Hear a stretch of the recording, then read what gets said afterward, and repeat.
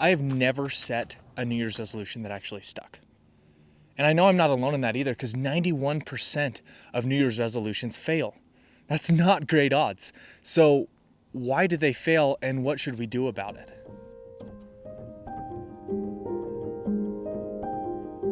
If you're one of the 9% of people that succeed on all of their New Year's resolutions, then I love that for you. And maybe this video isn't for you, but for the rest of us, there are 4 main reasons why people fail at their New Year's resolutions. The first one being, we set too big of goals. They're too lofty. The second one, we set too many. The third is that we generally don't set any plan moving forward to create sustaining, meaningful change. And given the time of year, we've generally just been rushing through the holidays. We haven't taken time to really set meaningful goals that we really want to do. It's generally too broad or too shallow, and all we really want to do is just change a part of ourselves. And because of those reasons, the second Friday in January is called National Quitters Day.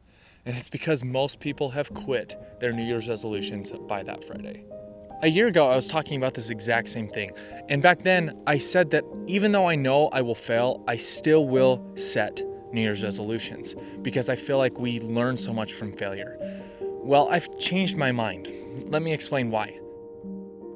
If we think we will fail, or even have a slight doubt that we will succeed, then there's a good chance that we won't even put in the effort that it takes for us to learn from our failures.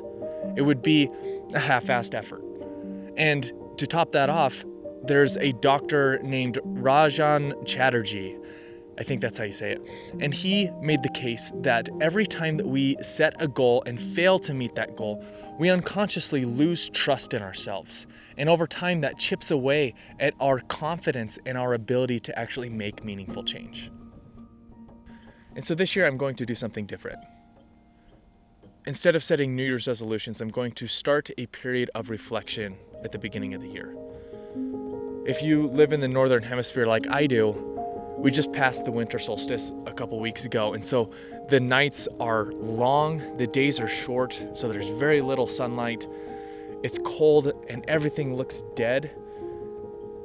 Just nature is in survival mode. Nothing is growing, nothing is focused on progress right now. And so to me, that seems like a natural state of reflection. It seems like the earth and nature and everything around us is asking us not to worry so much about progress, but to slow down and reflect.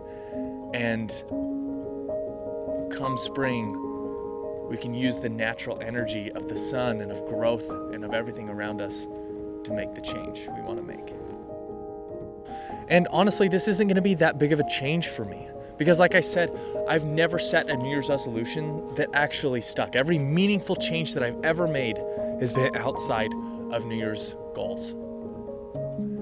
And so this year, during this time of reflection, I hope that I can look back on my past experiences, look forward to the direction that I'm headed, and then when I'm ready, make meaningful change that's going to last.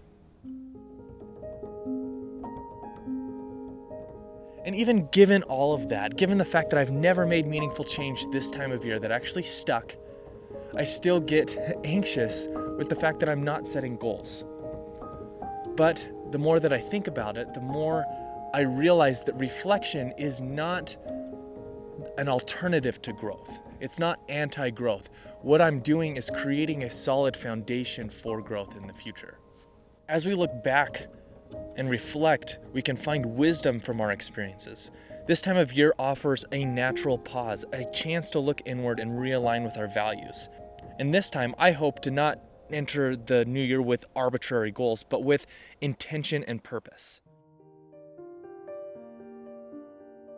Reflection to me transforms the closing of a chapter into an act of empowerment, because to me it seems like the first step of progress is to appreciate who you already are. I hope all of that made sense, and I hope that was interesting or thought-provoking or helpful in any way. I'm not an expert. I just hope that all the stuff I said today helps you think a little bit more than you usually do. So stick around. I'll catch you in the next video.